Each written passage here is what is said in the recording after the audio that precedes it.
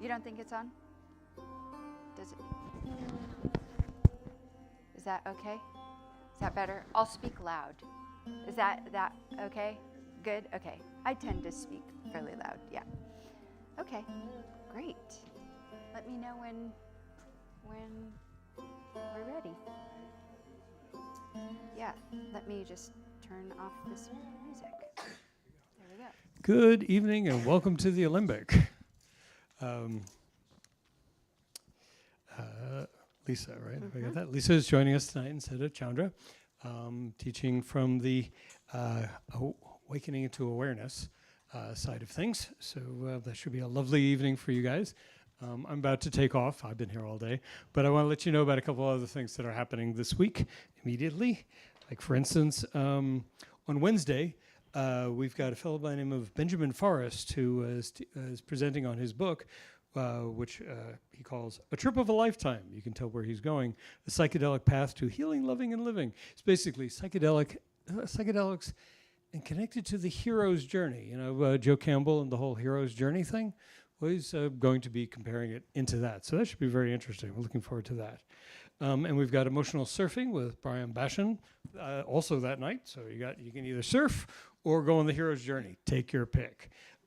Friday will be Alchemy of Fusion, which is dance partner dancing. And then the two big weekend events are Depth Body with Mackenzie Amara, which is like going deep within the body through dance and movement and such. And then a very special occasion of Ralph Metzner's Life and Legacy of Consciousness Exploration. We're going to have a mob of people here all presenting. We got Kathy Coleman, Charles Graub, Robin Cartman-Harris, Sylvia Nakach, Janice Phelps, and our own Michael Ziegler, the guy who actually owns these buildings, who knew Ralph Metzner back in the day. And so they'll be all talking about him. That's going to start at like 1 and go through 5. It's going to be a long event. And then contemplative dance on Sunday, the 31st. So a number of fun things to take a look at. If you want more information, go to our website, berkeley-alembic.org. All this stuff is up on there. And we hope you can join us for any of those events. It should be a great deal of fun. But now I will leave you to your teacher who will take you into awakening. Let's see if we can do it.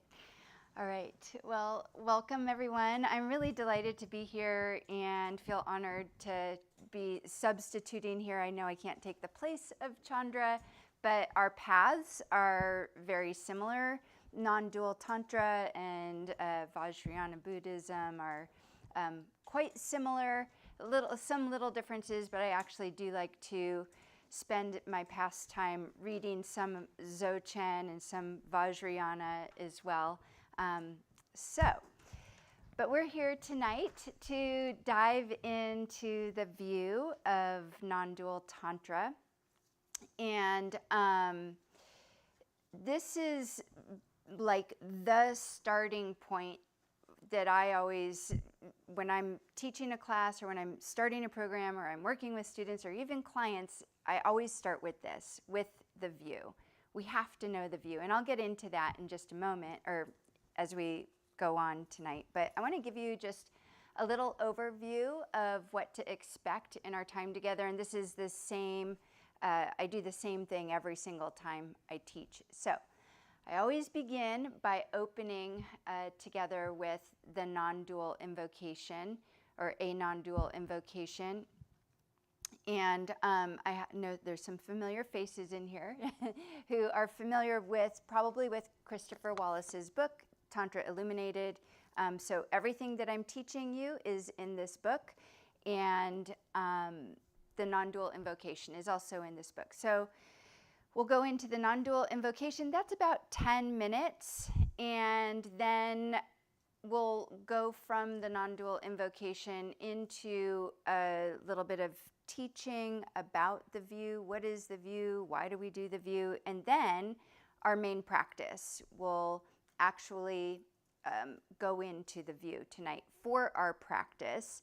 And then the part that I love probably the most about classes is afterwards, the time for discussion. In non-dual Tantra, a lot of the texts are conversations between Shiva and Shakti. And so even though both Shiva and Shakti are all-knowing, they know everything, one plays the role of you and I, regular people on the path of awakening, and the other plays the supreme knower, the one who knows everything and gives the answers. And so there's these texts that are these conversations always between Shiva and Shakti. I just finished studying an intensive study of a text called the Vijnana Bhairava Tantra, which is 112 meditations for non-dual Tantra to bring you to awakening. And it's this conversation between Shiva and Shakti. And Shakti is asking Shiva all these questions like, oh, my beloved, like, but I've done everything and I still don't know, I don't understand. And he's like so compassionate, and he just gives her these answers for all these questions. And she's asking questions, presumably, that you and I, as practitioners, would be asking a teacher. And so in this system, in these teachings, as you'll learn, the view is, as it is in Vajrayana, that all that exists is one, infinite consciousness. So why the end of the class is my favorite is because it's our opportunity to be in dialogue with each other. It's consciousness having a dialogue with consciousness itself in order to wake up to itself. So I find that often the best teachings come out of our discussion and our grappling with what just happened there in that practice. So my style is I'm practice forward. I believe in having a felt direct experience, because then your questions and my questions, they're informed. They're informed by our experience, as opposed to being in our head and going, well, why does non-dual Shaiva Tantra say this? Well, ask the question from direct experience, and a much richer answer will be revealed to you and to me too, because I find that within the questions are often the answers. So that'll be the flow of our evening, and it'll be the flow of all of our classes together. So with that was rather long introduction, but I had to do that for tonight. We'll go ahead and begin. So let me just put on a little bit of drone here.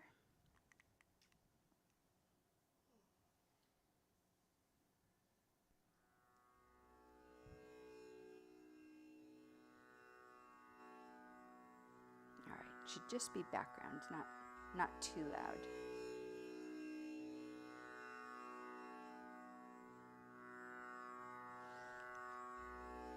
All right.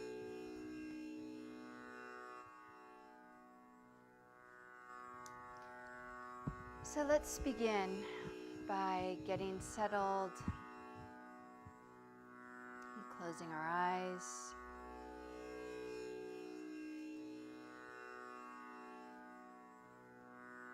And taking a couple of long, slow breaths.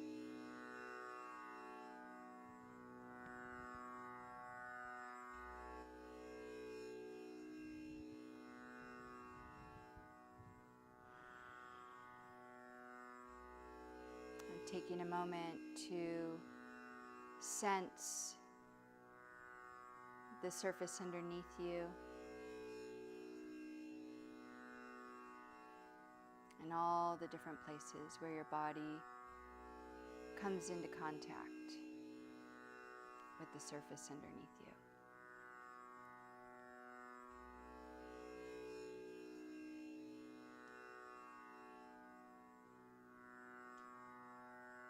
And you might notice how this surface is supporting your body right now.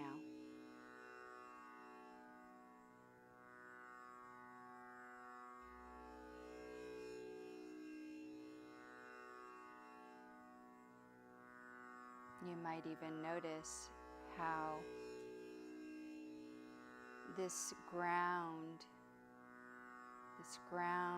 that's underneath you has always been here, supporting you.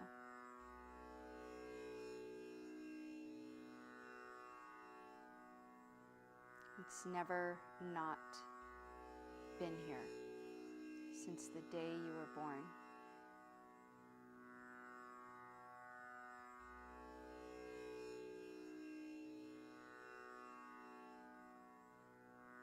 And just resting in that, knowing that there's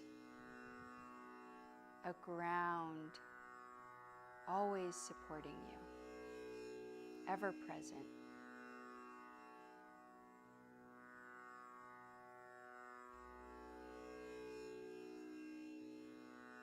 As you allow your awareness now to move into the region of your heart,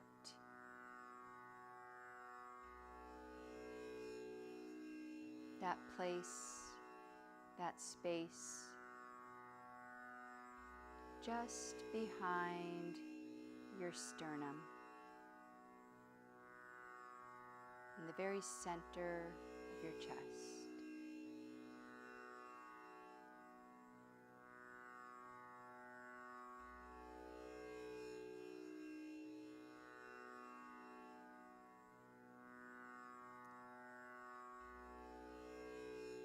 And perhaps you can sense here that there's a stillness, a silence,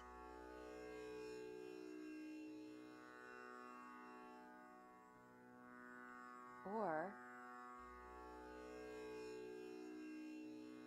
maybe there's some movement present.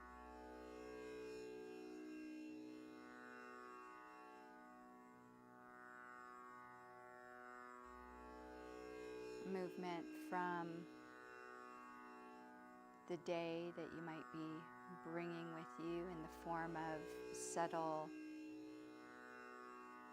contractions in the body.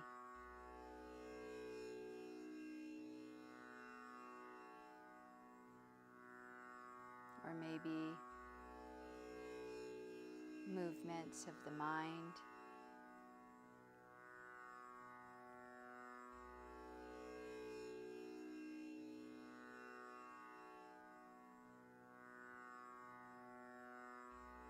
And if that's the case for you, the invitation is to ride the movement into stillness.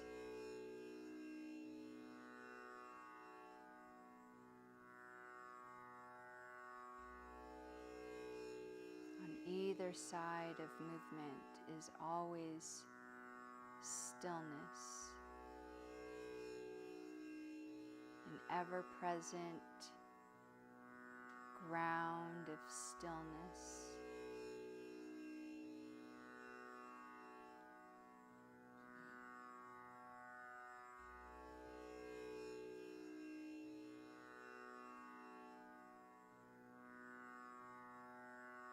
And from this ground of stillness in your heart, sense or feel or imagine the most exquisite tendril of brilliant white light emerging upwards through the very center of your body to the crown of your head. And when it touches the crown of your head from the inside, it blossoms into 1,000-petaled lotus flower that's sitting at the crown of your head, on top of your head.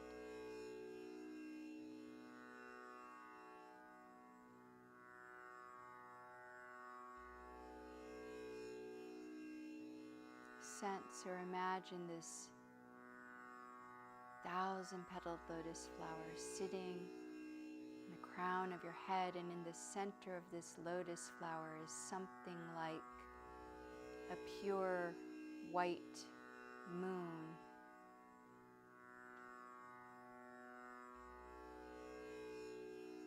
And in the center of this moon is a pair of slippers, which represent the feet of all the wisdom masters, the saints and the sages, the yogis and the yoginis, all those enlightened beings who've walked the path before us.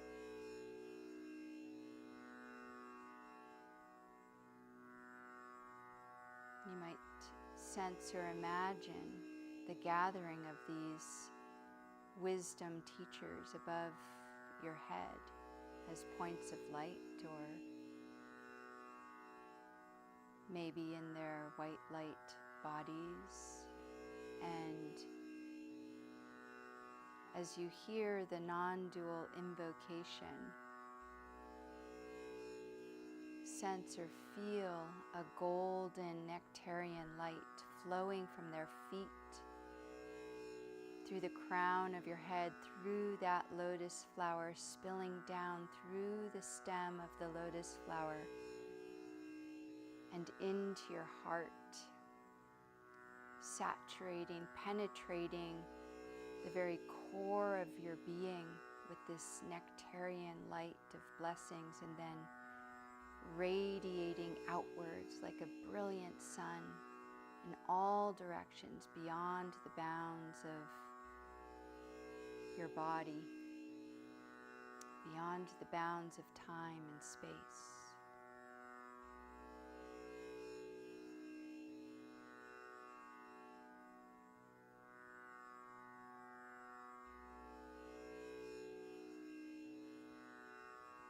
Atma Twam Girija Mati Sahachara Prana Sharirangarham Pujate Vishayo Paboga Rachana Nidra Samadhi Stati Sanchara Padayo Pradakshina Viti Stotrani Sarva Gira Yad Yat Karma Karomi Tat Tarakilam Shambho Tavara Dinam Jaya Jaya Karunabde Shri Mahadeva Shambho.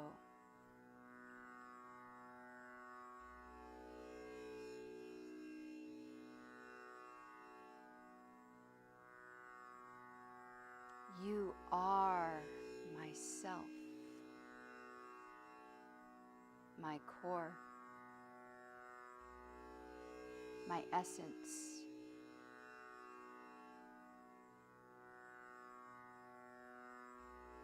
The goddess is my mind, and my pranas are your attendants.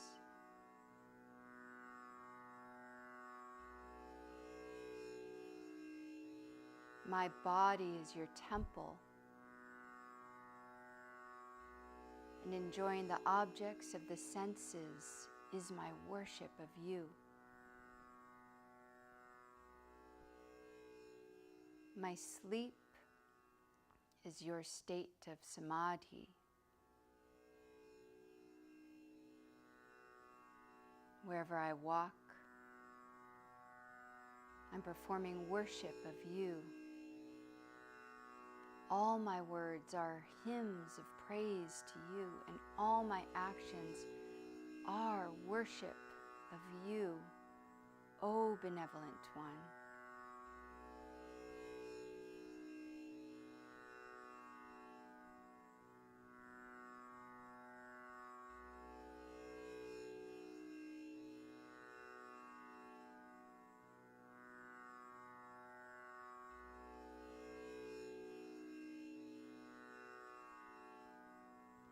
Om.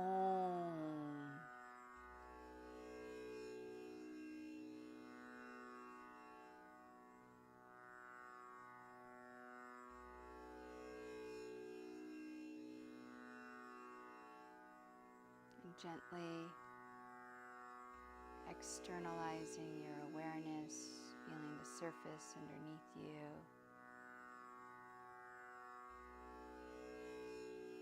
Gently coming into our space, opening your eyes.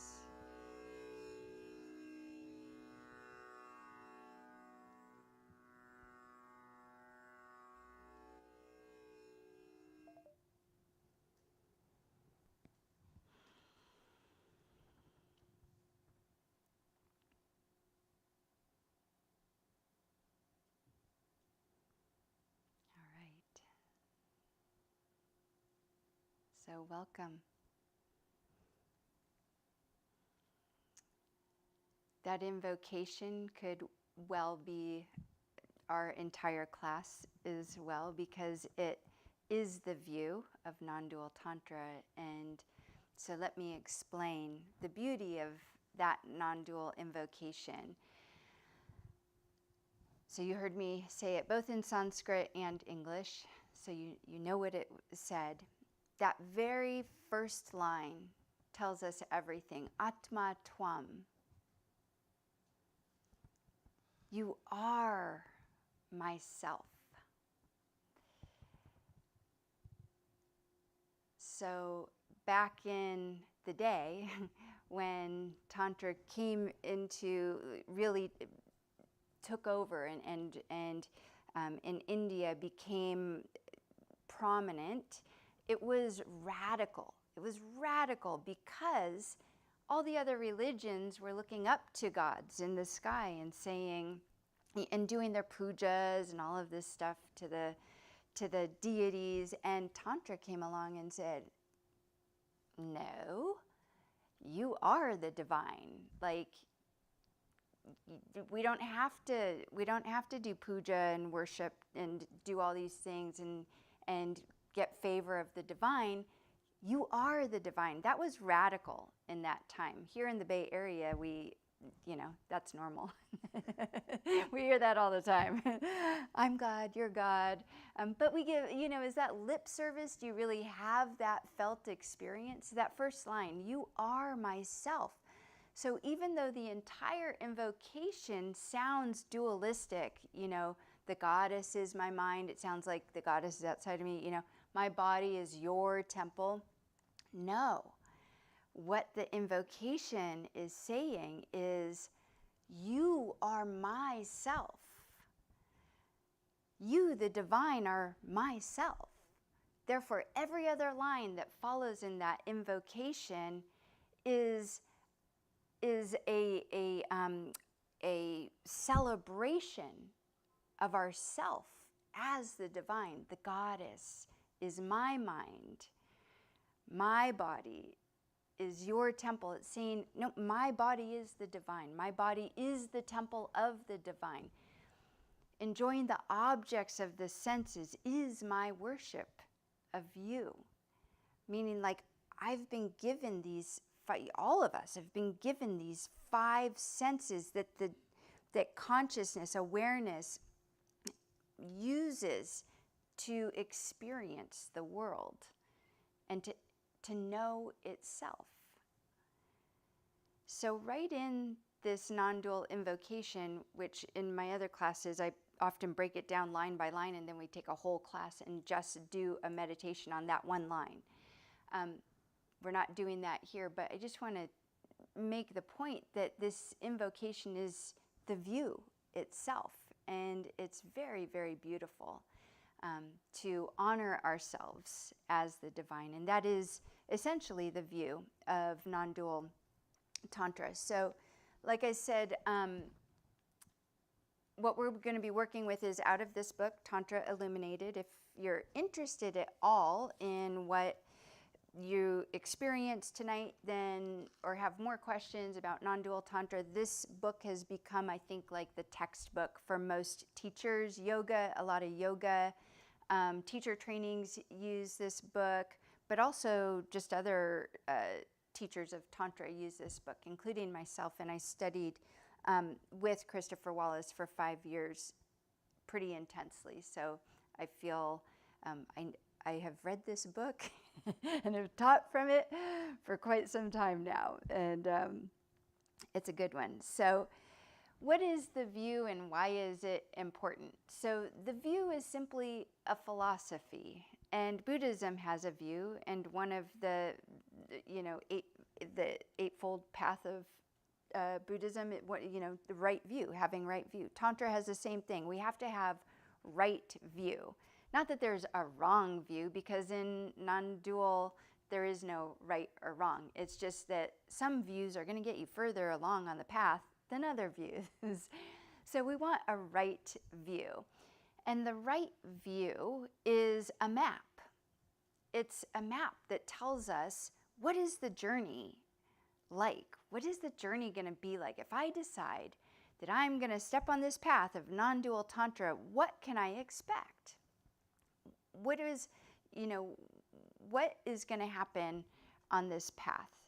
And that's what the view tells us. It's like it shows us this is what's going to happen if you step onto this path.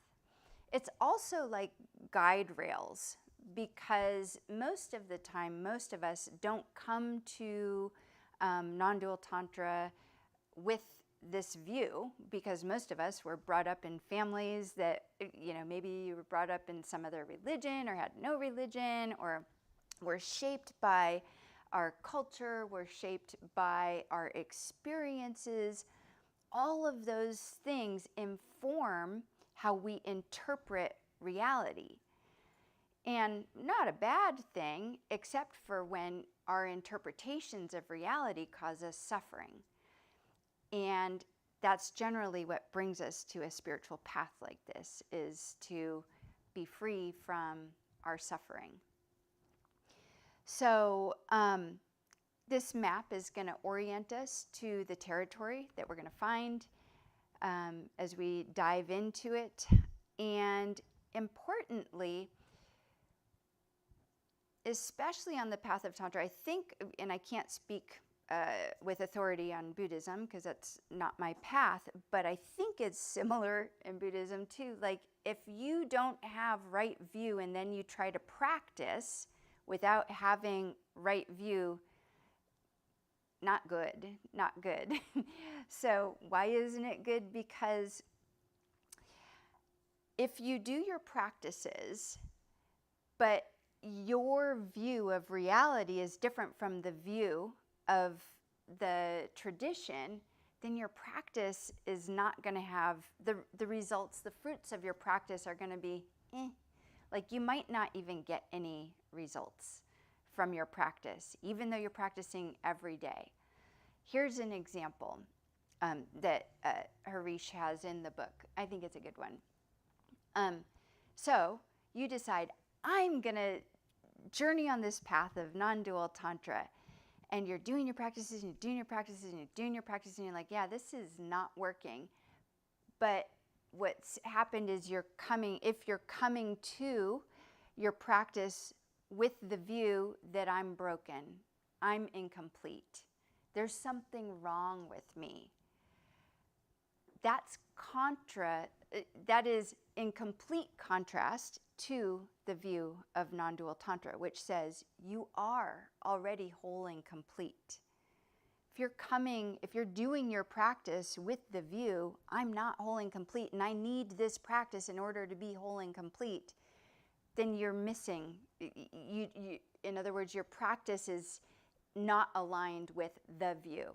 Your view is not aligned with the view, right? So your results are going to be so-so. They might be sporadic. They might be all over the place.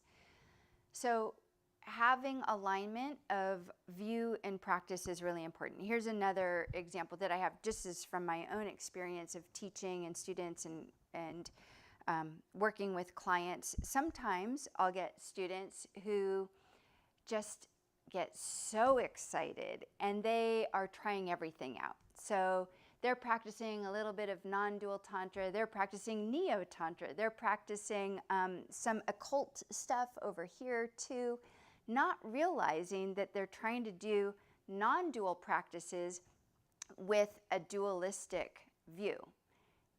Because sometimes these these systems, these teachings have little overlaps to them, and they sort of sound the same, but when you dig deeper, one path might be a dualistic path, and of course we're non-dual here. And if you try to practice while having a non-dual view, you're not really going to get the fruits of the practice are not going to be,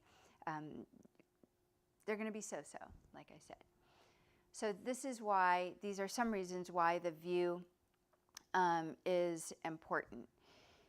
And the view is meant to be contemplated over time. So the view is something that we marinate ourselves in. It's not something that you memorize. You don't need to like sit and go, God, I have to memorize this whole philosophy. No, ideally what you do is you listen, you contemplate, and then you let yourself marinate in the view, and you let it start to do its magic on you, so to speak. One of the purposes of the view is to undermine your view of reality, your maybe less than right view of reality. And this only works through practice, so you can't just hear the view one time and then go, okay, I marinated in it and it didn't undermine my view of reality. It takes time. It's something that you want to come back to every so often and just steep in it without trying to over-intellectualize it.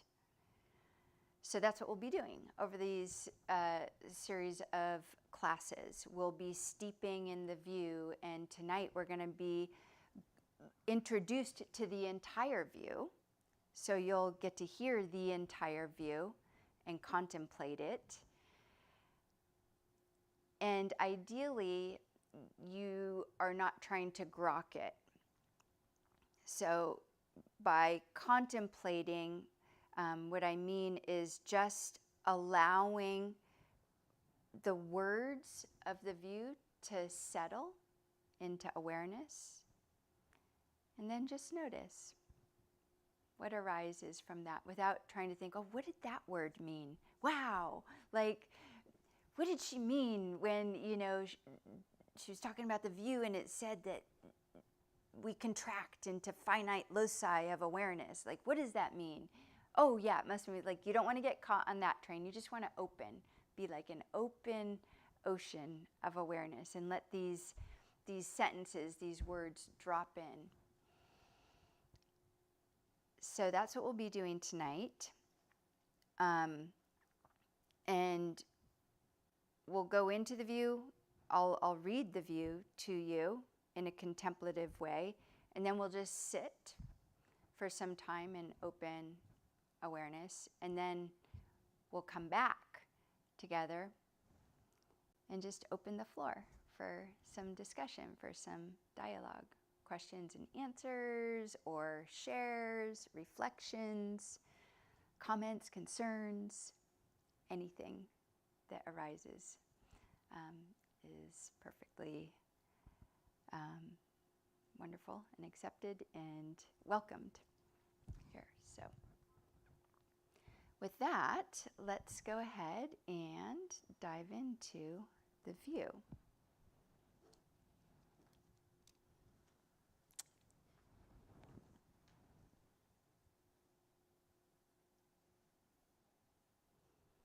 So just so that you know, and what I'll do is we'll settle into open awareness before. I'm not just going to start reading the view to you. We'll take some time to ground, to settle into awareness, and then we'll go into the view.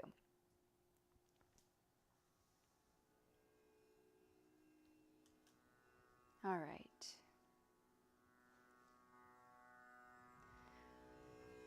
So once again, just closing your eyes, getting settled.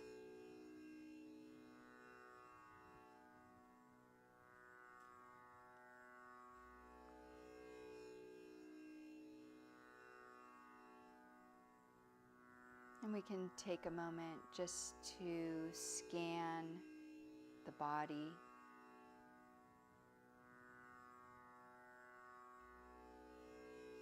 Noticing if there's any tension or tightness. So we'll begin at the feet.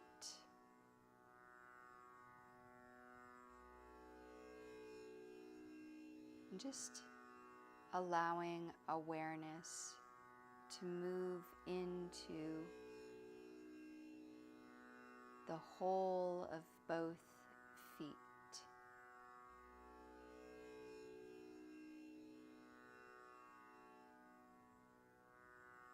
It's as if awareness is filling the inside of your feet, or the inside of your feet are filled with awareness, and noticing if there's any tension or tightness, any contractions or sensations.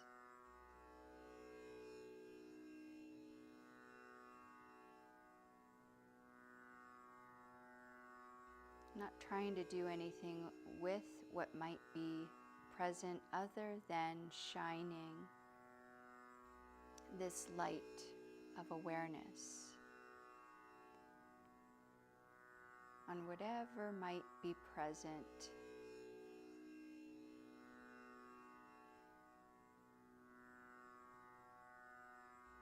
Welcoming whatever is alive and arising in the feet.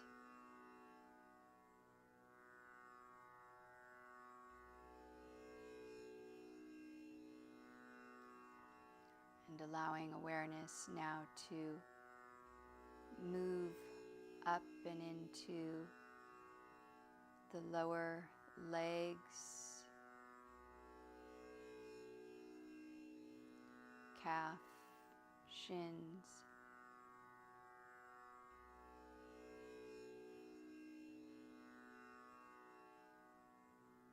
and shining the light of awareness on whatever is arising, whatever sensations. If there's any contractions or tightness.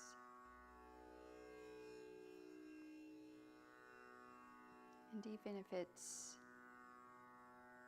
relatively free of anything, any sensations, welcoming that too, the spaciousness.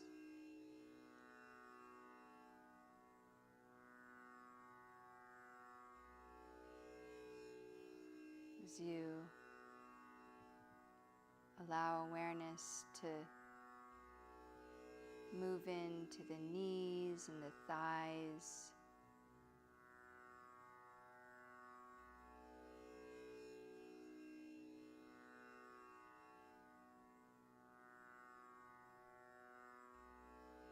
welcoming whatever is present.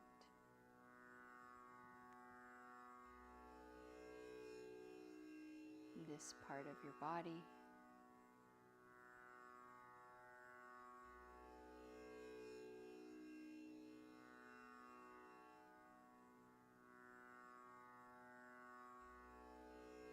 Moving up and into the hips, and the glutes, and the lower belly.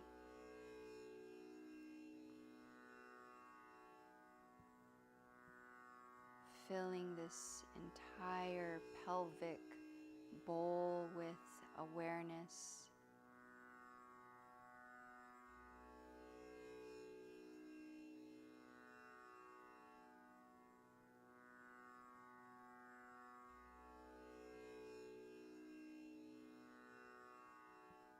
Welcoming what's ever present in this part of the body.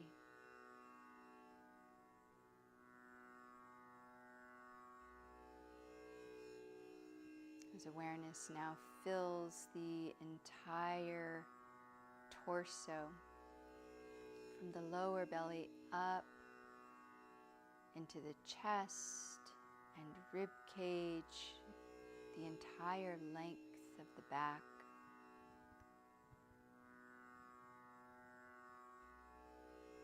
And shining the light of awareness in all those places and spaces that are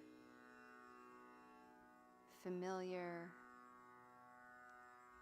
and maybe those places and spaces that have been long forgotten. Welcoming whatever is here.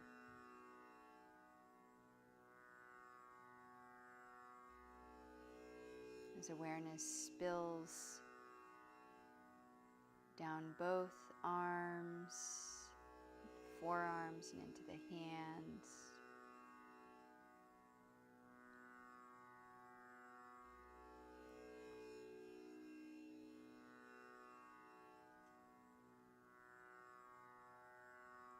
Welcoming whatever is present here.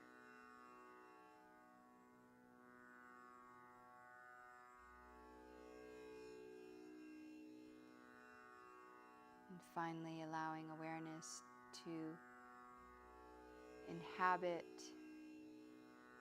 to fill the neck and the head, the scalp, the ears,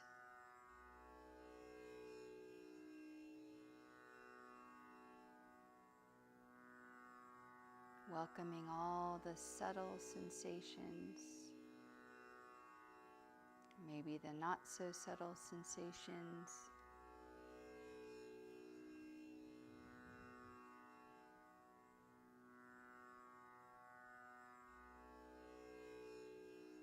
Just feeling that this entire body is filled with awareness. Not just filled with awareness, but inhabited by awareness.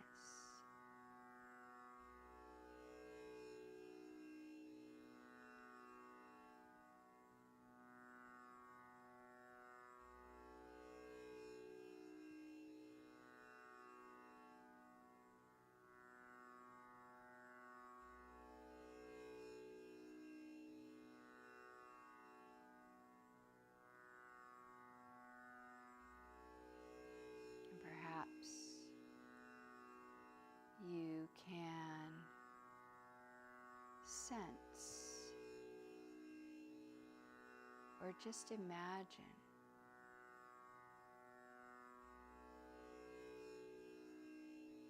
that this body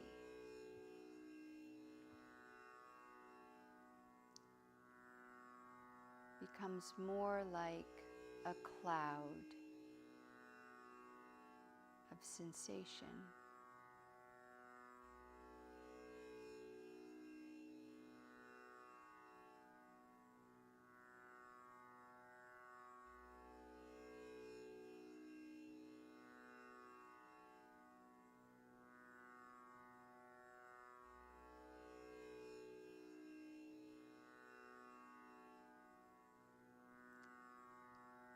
And awareness begins to spread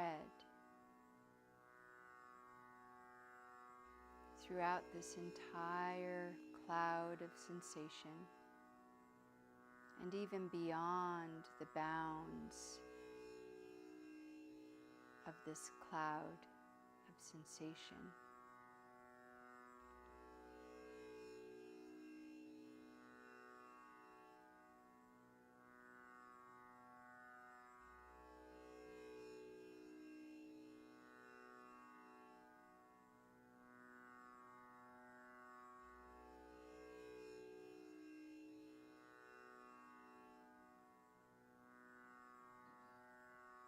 sensing, feeling yourself as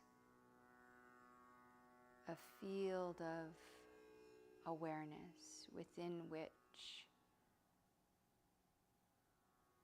this cloud of sensations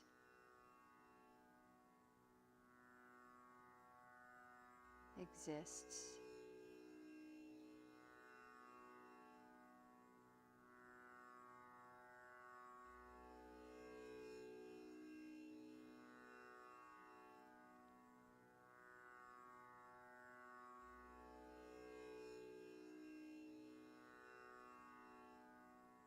And sensing the particular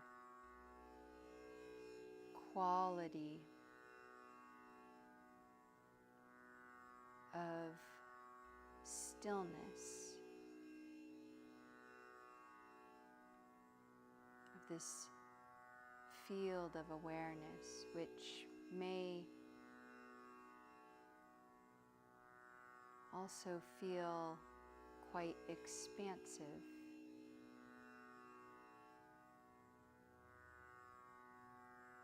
A deep and abiding stillness.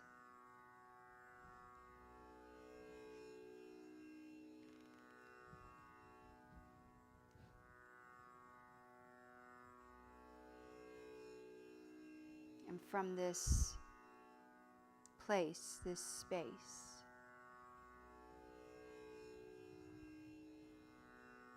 of deep and abiding stillness,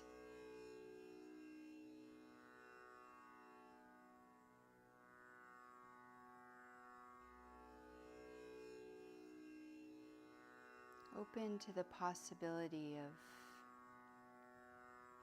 having a direct experience of the words you're about to hear.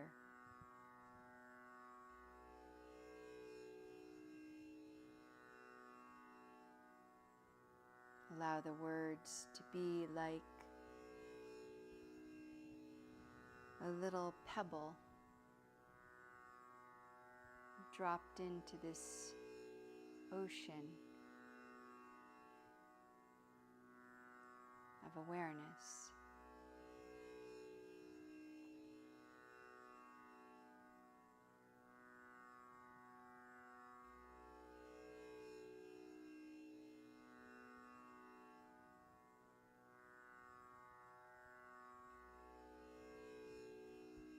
All that exists through all time and beyond is one infinite divine consciousness, free and blissful.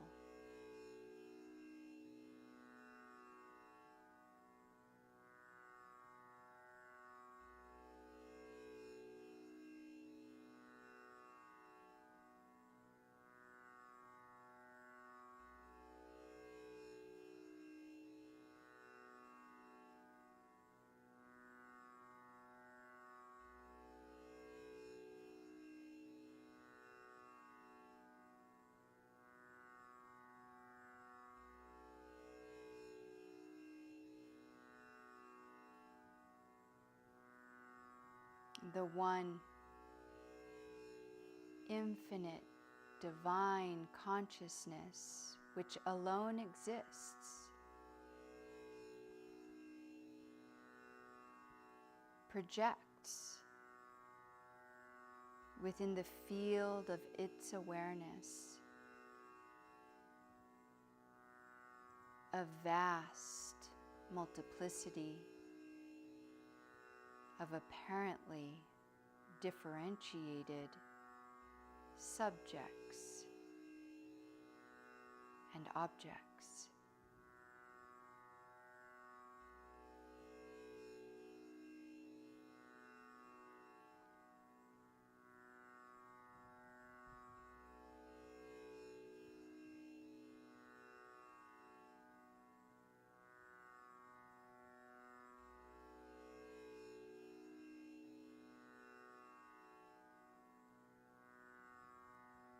Each object that exists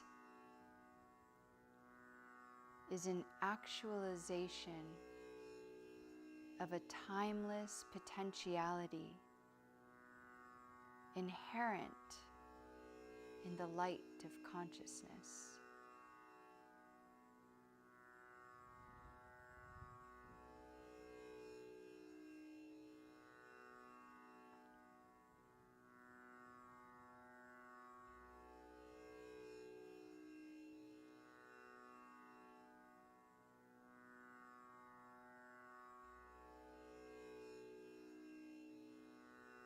And each subject, you and I, the same, plus a contracted locus of self-awareness.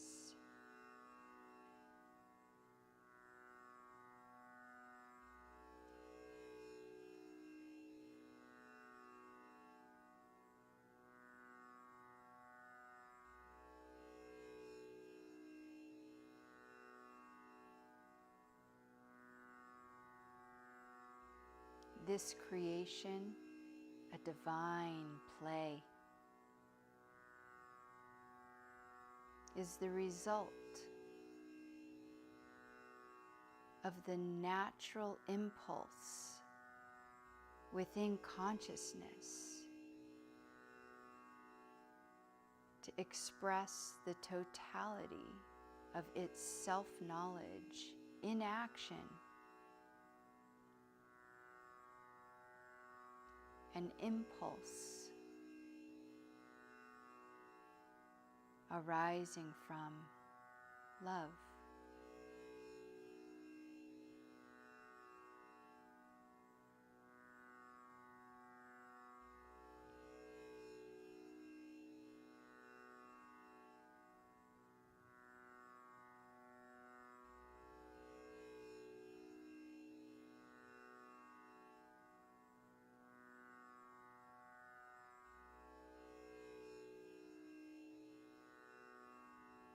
The unbounded light of consciousness contracts into finite, embodied loci of awareness out of its own free will.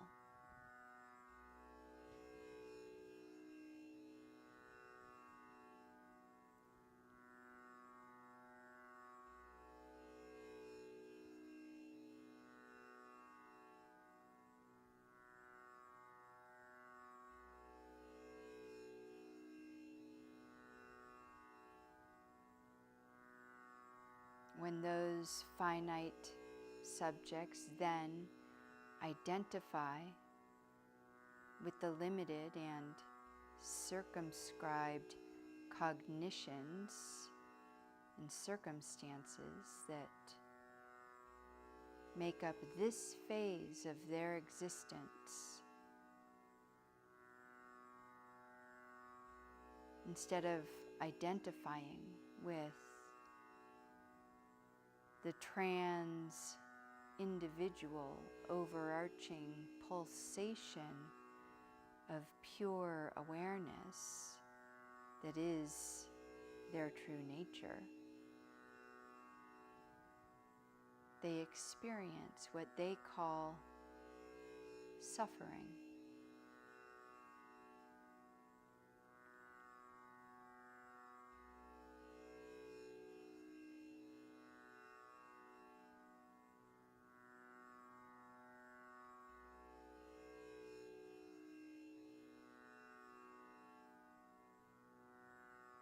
To rectify this,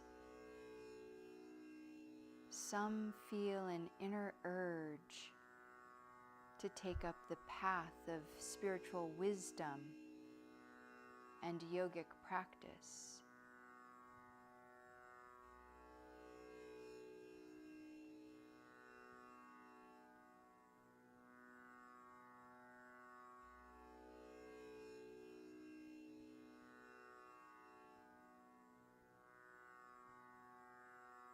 And the purpose of the spiritual path is to undermine misidentification and directly reveal within the immediacy of awareness the fact that the divine powers of consciousness, bliss, willing, knowing, and acting comprise the totality of one's individual experience as well.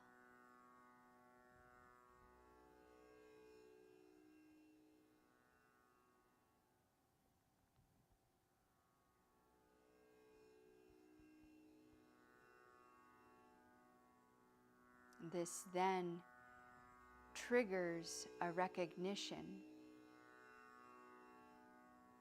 that one's real identity is that of the highest divinity, the whole in every part.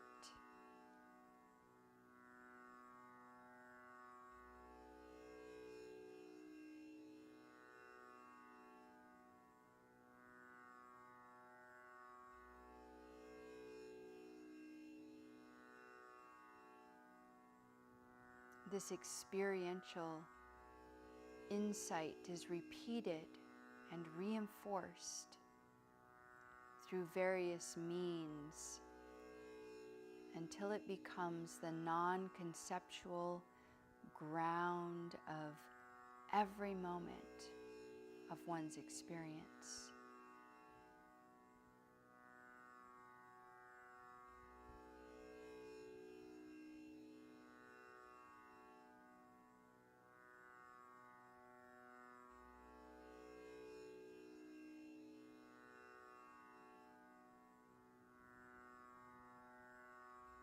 Then one's contracted sense of self and separation from the whole is finally annihilated in the incandescent radiance of the complete expansion into perfect wholeness.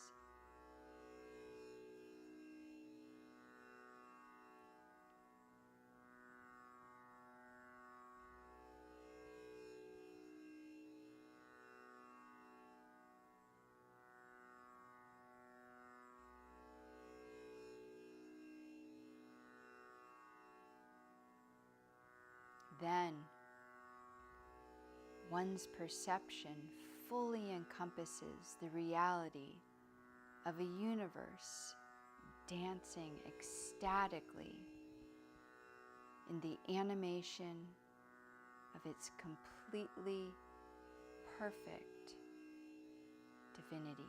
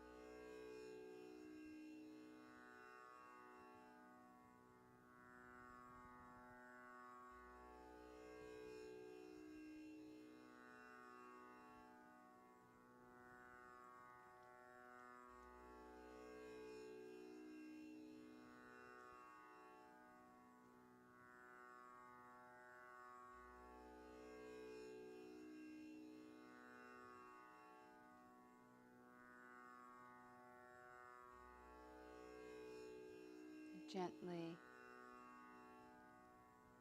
bringing awareness to the breath.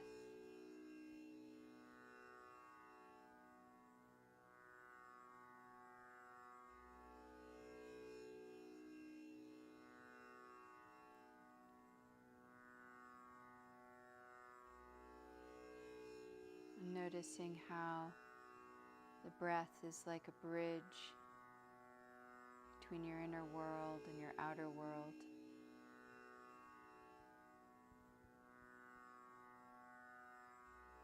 With each breath, beginning to externalize awareness.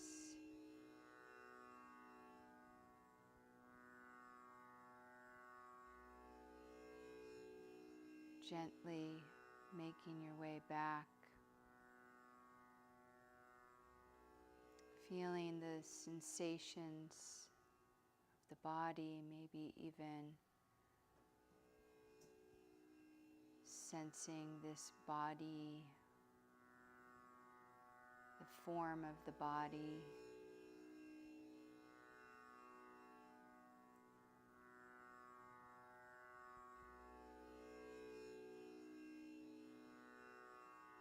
Bringing some gentle movement into toes, maybe touching the tips of each finger with your thumbs, so thumbs to index, middle, ring, little finger, just bringing that sense back into the hands.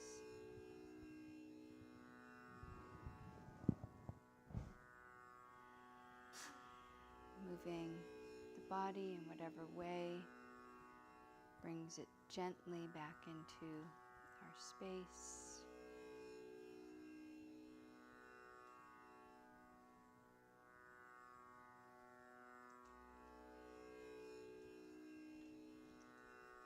Opening eyes in your own timing.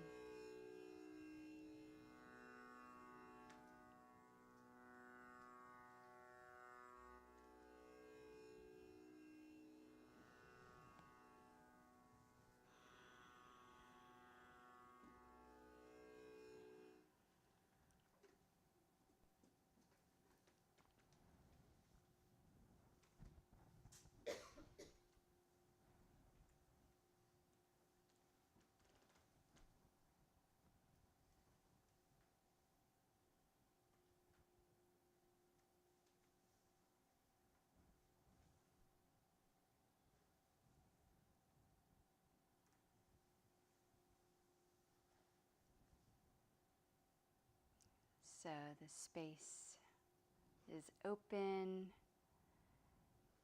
for any shares or comments, considerations, discussions.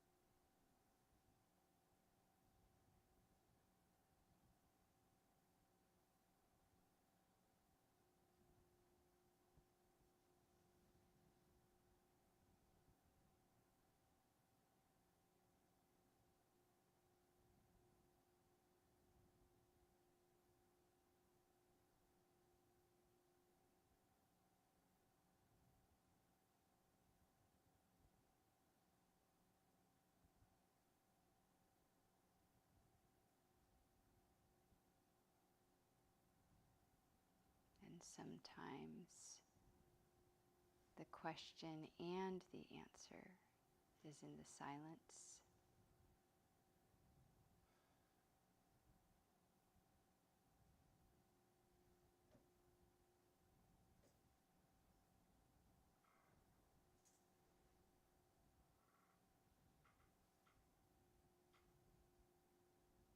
consider what the implications might be if you were to hold this view all the time. What would the implications be for you in your life? How would your life change if you lived this view?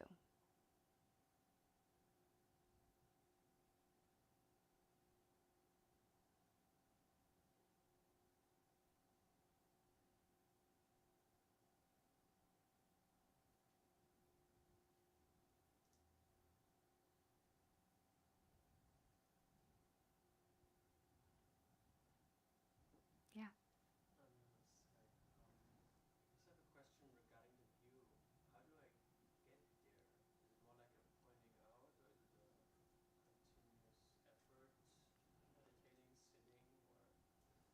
Yeah, that's a great question. How do you get to the view?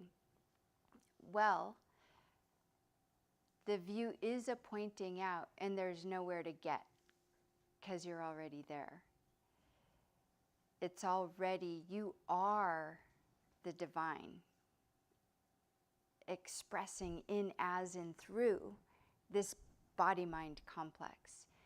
The obstacle is right in the view. Let's see if I can find the line. It tells you exactly why it doesn't seem that you can do it.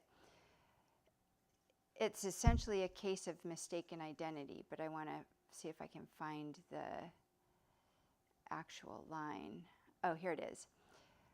When those finite subjects, that's you and me too, when you and I identify with the limited and circumscribed cognitions, thoughts, feelings, stories, narratives, and circumstances, our life, that make up this phase of their existence, instead of identifying with the trans-individual, overarching pulsation of pure awareness, when I'm identifying with anything other than my true nature as awareness, then, what the view says, they experience what they call suffering. So to experience the view requires first and foremost to be able to answer the question, who am I? Not conceptually, though, as a direct experience.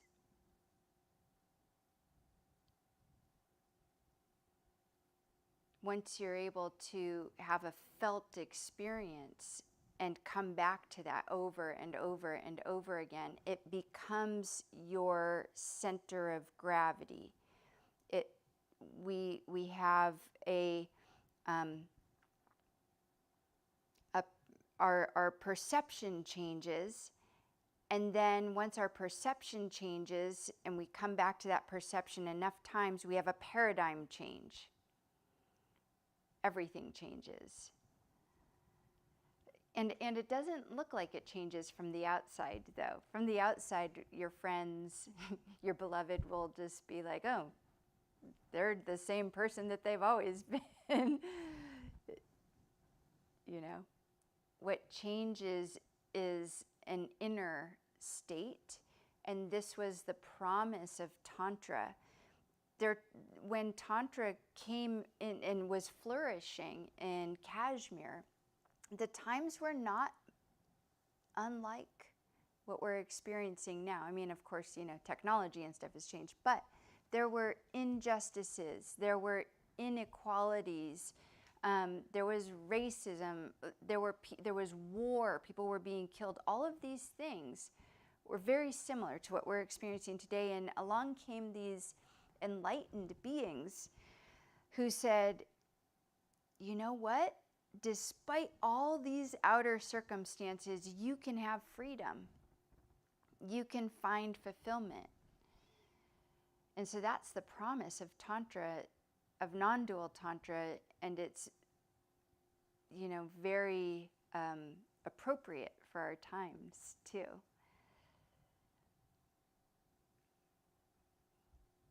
That was a long-winded answer to your short question.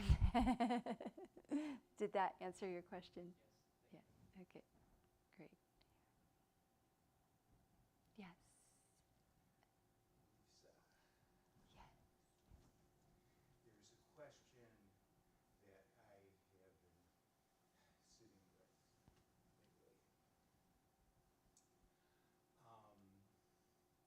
Non-dual Tantra teaches that Shiva, the ground of universal undifferentiated awareness, and Shakti,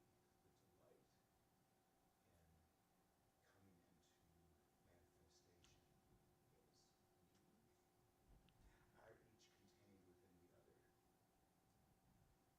At the same time, our teachings of non-duality as they have come down to us are always called Shaivism, non-dual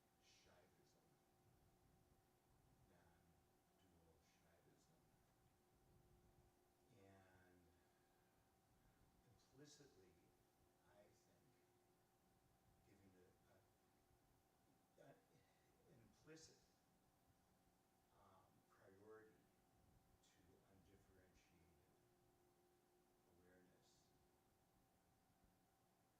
delight in manifestation. Mm. It's subtle, but I think it's very real.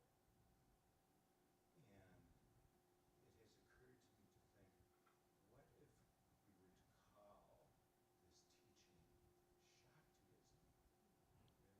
rather than Shaivism? How would that, what would that change? And I have found myself thinking, I want that.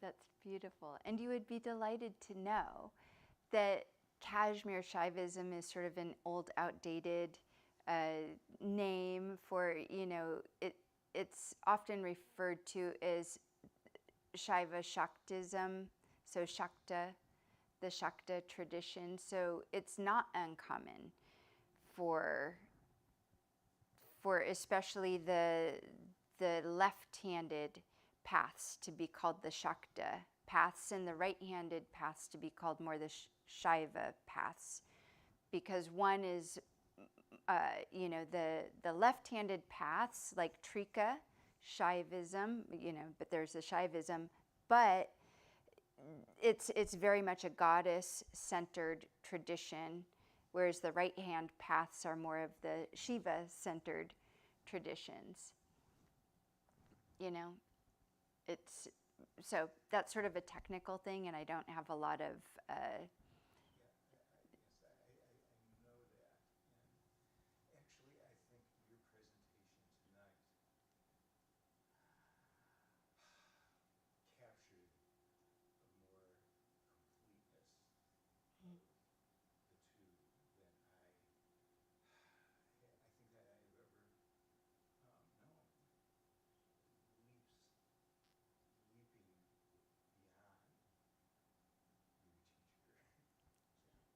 mm, Thank you. beautiful. Thank you. Yeah. These teachings and these practices really do, they're these unfoldings. They're mysterious in some ways, They really are. And tonight was, like I said, it was a contemplative, very different from other types of meditations that I lead. So just so that you know, the next three are going to all be different tasters of what you would experience in non-dual Shaiva Tantra. So there are these three categories of practices. There's actually four, but the fourth one doesn't really count because it's not really a practice category. But there's a practice that's called the Anavopāya category, which is all embodied practices, where we're using breath. We're working with the subtle body, the chakras, the bindus maybe. So those types of practices are embodied practices. And then we also have what's called the empowered practices, the Shakta practices that work with contemplation like we did tonight, but we'll often work with mantra, seed syllables, this type of thing. And the purpose of those ones is to undermine your thought constructs. And then the last set of practices are called śāktopāya practices that work with more direct experience, open awareness types of practices. And it's said on this path that you always want to mix them up. Like you want to do a mix of all three. You don't just want to do the śāktopāya because that's transcendentalism, and then you're denying the Shakti that we're embodied beings. So you got to do some of the anavopāya, like get in the body. So we want to mix it up a bit. And so that's what I hope to give you. We'll keep everything within the context of the view over the next few weeks, but we'll switch up the different types of practice, and you'll get a little taster of these different types of practices.